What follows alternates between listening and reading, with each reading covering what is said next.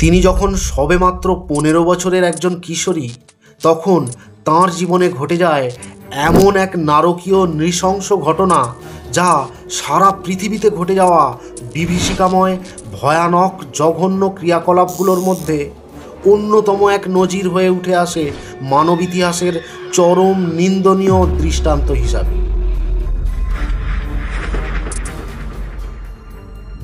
পাকিস্তানের খাইবার প্রদেশে বেড়ে ওঠা সদ্য বালিকা মালালা 2012 সালে একদিন স্কুলে যাওয়ার পথে ইসলামী চরমপন্থী গোষ্ঠী তালিবানের এক সদস্যের দ্বারা যেভাবে ভয়ঙ্কর বিভৎসতার শিকার হয়েছিলেন এবং সেখান থেকে মৃত্যুর সাথে প্রায় সাক্ষাৎ করেও যেভাবে লড়াই করে বেঁচে ফিরে এসেছিলেন, পরবর্তীকালে সেই ঘৃণ্য ঘটনার কবল থেকে তাঁর সেই ফিরে আসার সংগ্রাম তাকে সমগ্র বিশ্বের দরবারে একজন সাহসিকতার মূর্ত প্রতীকে রূপান্তরিত করেছিল এবং তাকে এনে দিয়েছিল বিশ্বের সর্বোচ্চ পুরস্কার, নোবেল পুরস্কার।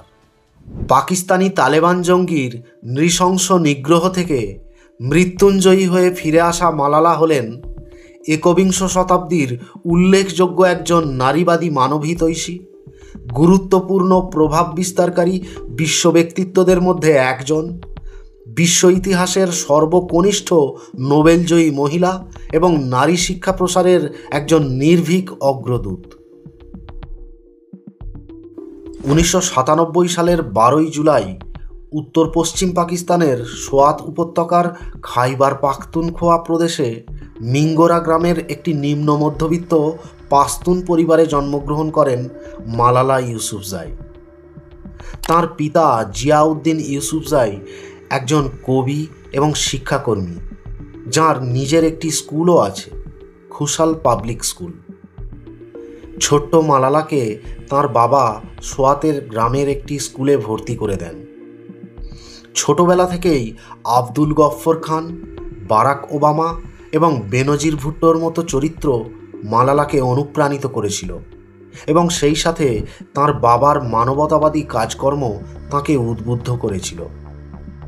সে সময় তালিবান অধ্যুষিত খাইবার প্রদেশে মহিলাদের স্কুলে যাওয়ার উপর ফতোয়া জারি করে তালিবান গোষ্ঠী, কিন্তু মালালা সেই নিষেধাজ্ঞা উপেক্ষা করায় উগ্র তালিবানরা গোটা পাখতুনখোয়া প্রদেশে তল্লাশি শুরু করে একটি বেশরম এবং বেপরোয়া বালিকা মালালার।